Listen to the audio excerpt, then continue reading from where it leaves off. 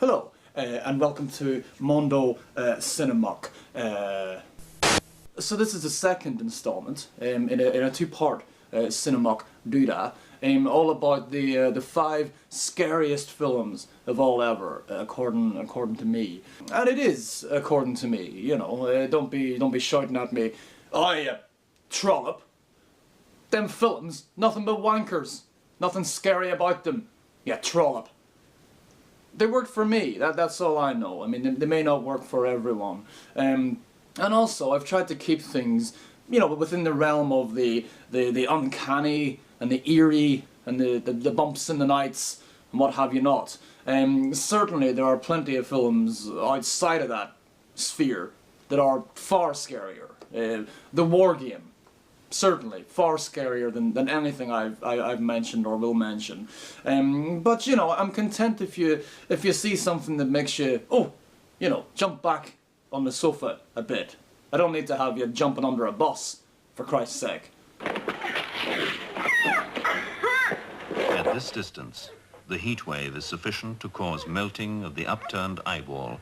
Now, in the first installment, I covered 3 of the 5 scariest films of all ever. If you missed that, there's a link in the YouTube description thing. But in the meantime, here's a wee recap for you. I'll tell you what I think's terribly scary. Scary.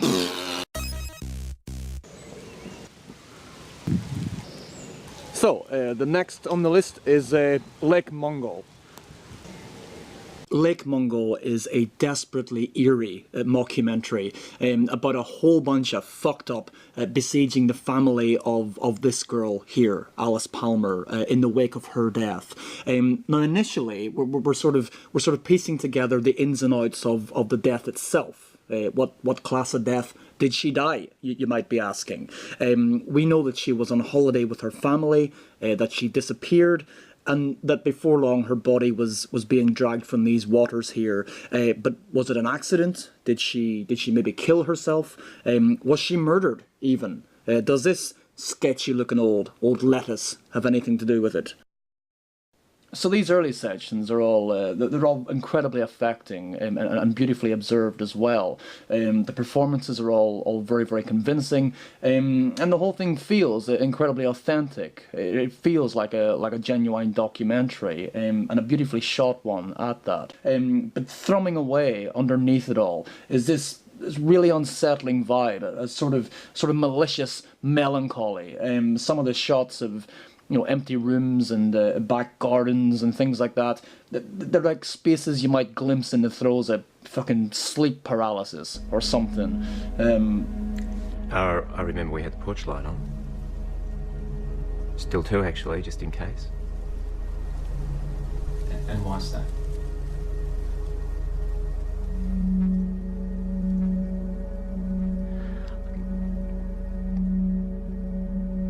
Just in case she comes home, I guess. Before long, a presence begins to make itself known in the house. Someone or something haunting the shadows in the corners of the rooms, showing up in photographs and videos and carrying on. Is it Alice? Is she trying to communicate something, maybe about what happened to her? Whatever it is and whatever it's doing, it's freaking the fuck out of everyone. Now, clearly there are a number of other pictures to which Lake Mumbo owes the odd pint. You know, it's essentially a story about a family, a community beyond that, coming to terms not only with the death of a you know, reasonably popular teenage girl, but also coming to terms with the myriad of black truths that are dragged up out of the water alongside her. In that, it can't help but bring to mind the likes of River's Edge, for example, or, you know, more pertinently still, Twin Peaks. Not for nothing is the girl called Alice Palmer. There are also several points where the film intersects with the likes of The Last Broadcast and Shutter. and things like that. But the culmination of those elements and those influences, coupled with the sort of emotional and psychological wallop of the thing, make for something that I think feels, you know, entirely unique and entirely original. I feel like something bad is going to happen to me. I feel like something bad has happened. It hasn't reached me yet, but it's on its way.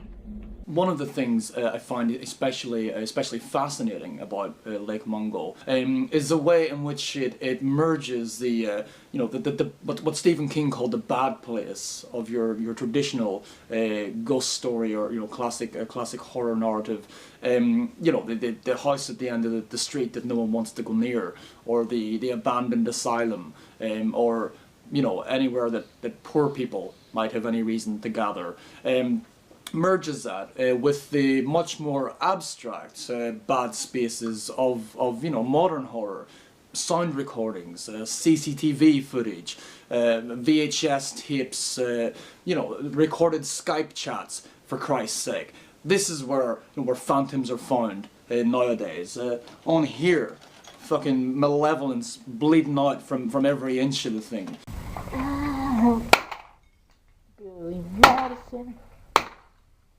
And I like how Lake Mungo plays with that, because, you know, the real horror in the film comes from the collision of the sort of physical or geographical bad places that the characters inhabit, and the various media through which those locations are presented to us in the course of the narrative.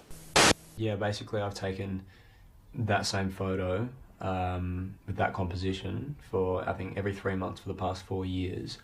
And it's just a photograph of the backyard looking out, and you can see the hills in the distance. It's just like a little project that I set up for myself when we got here. And what was in the April 28 photograph that was different? Well, it's basically the same shot, but it would appear that Alice is standing against the fence.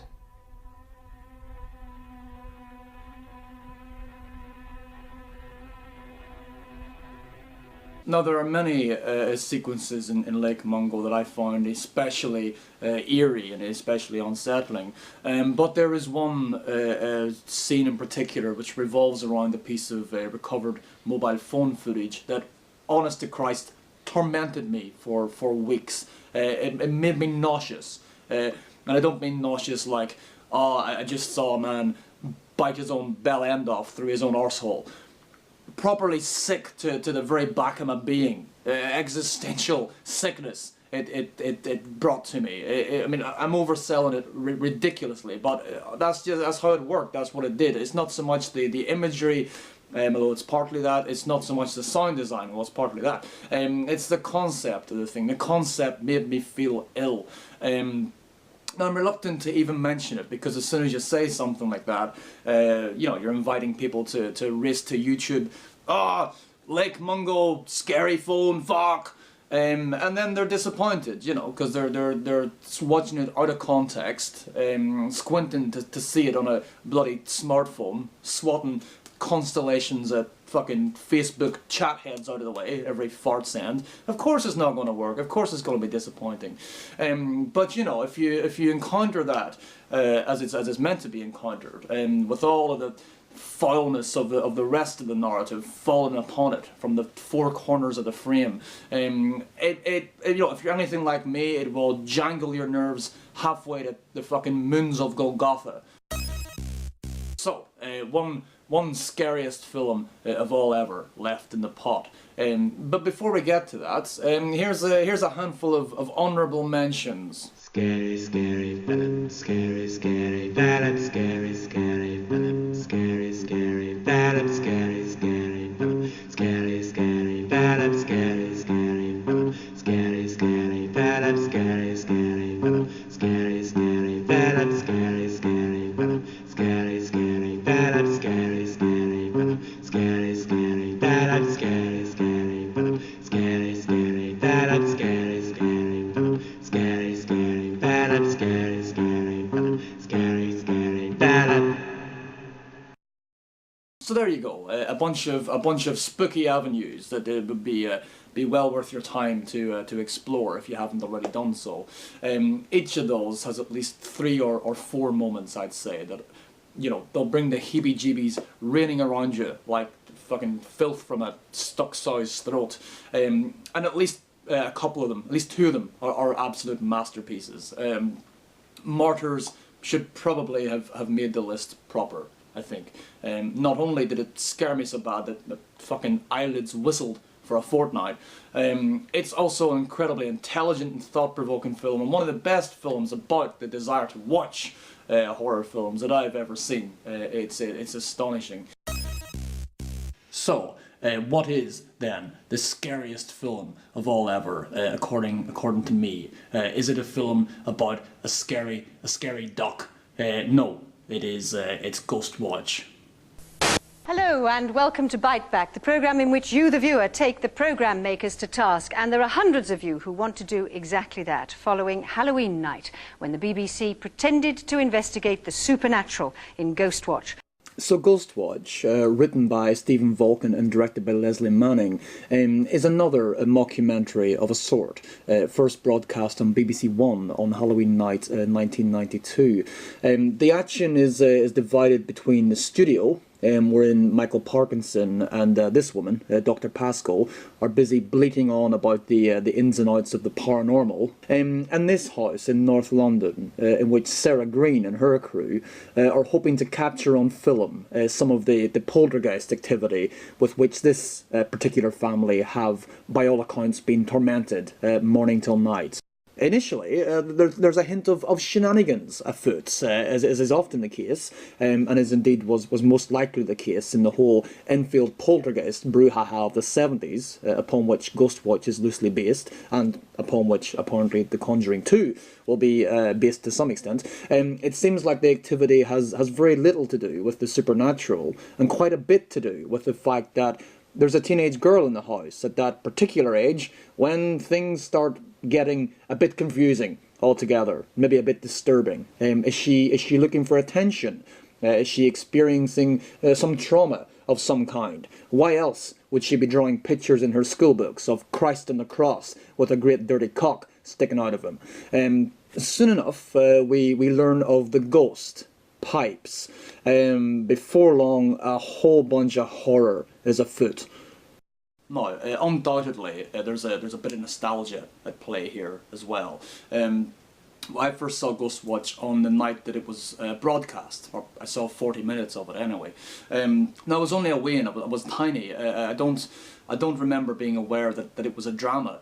And I got about 40 minutes in, and there's a point where the cameramen are in the girl's bedroom. They're about to leave, and as the camera goes past the curtains, fucking hell, there's something, someone, whatever, standing at the curtains. The camera whips back, and sure enough, it's away. Jesus Christ, I shit myself. I screamed and cried and roared. My ma had to turn the TV off, probably had to turn every TV in the fucking street off. I was absolutely inconsolable. It terrified me. And that was the last I saw of it.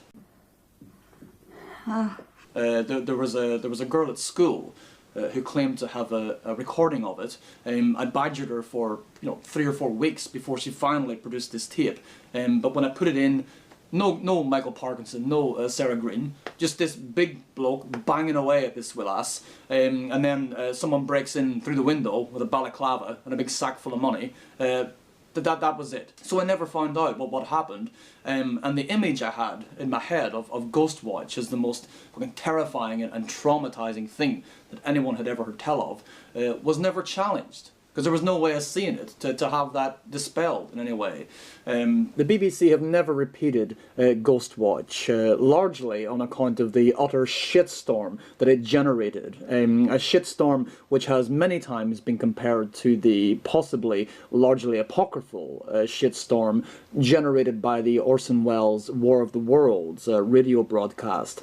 Never once to balk at the opportunity for a bit of public self-flagellation. The BBC, instead of repeating Ghostwatch, they invited countless members of the public on air at various times to berate all involved, for the heinous sin of putting together a brilliant piece of television. What a bunch of cunts it is, that brilliant piece of television, they said. I mean, it is ridiculous. It's hard to imagine that, you know, in any other context, if people created a work of art that was that compelling and that effective and that beautifully crafted, you know, they'd be carried through the streets on people's shoulders. Instead, here, Stephen Vulcan, you know, everybody involved in the production had to traipse around from this discussion show to the other, all shamefaced and apologetic, sitting there like a bunch of cunts that had just been caught fucking wiping their dicks on the headmaster's curtains or some shit. You watched it. What did you think of it? Well, I thought it was one sick joke, the way that it was based around children, the way that the children were involved in the actual story. Why did you have to bring the children into it? But it wasn't funny. It wasn't funny at all. So, about 10 years after that initial broadcast, in which time it became increasingly difficult to even, you know, consider Ghostwatch without, you know, wading through the mythology that had built up around it in its absence, I suppose. The BFI finally released it on DVD. Still the most, you know, the most excited I've ever been about a DVD release. I was down at fucking HMV in Belfast that morning, banging the door, you know, let me in, yeah, cunts, I want my Ghostwatch, and I got it, and I took it home, and I stuck it in, and I absolutely loved it. You know, I wondered, well, how's this thing going to hold up against, as I say, the mythology that's built up around it, and also my own, you know, my own memory of it, my own experience of it. Obviously, I mean, parts of it had dated quite a bit, but many more parts of it seemed so much, you know, ahead of their time. And I think the thing still works beautifully. I think there's plenty of it that's still absolutely terrifying, regardless of, you know, the ropey acting here and there, or the, you know, the kind of silly ending.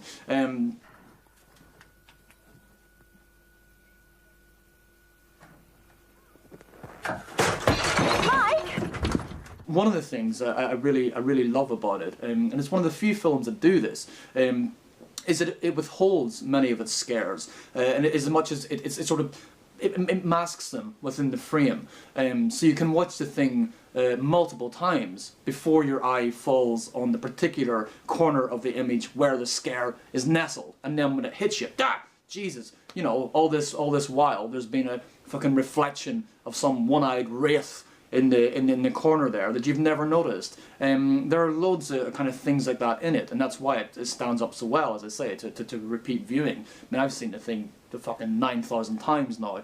There are still elements that, you know, that I come across that I just never noticed. Did you ever watch a ghost I seen now one time on the bonnet of the Vauxhall Corsa parked round the back of the Covenanters' cottages? Four strong ghosts, and this one up on the roof now with his trousers at his ankles, battering away, o'er the top of the other ones, all the muck they were fit for, this ghost.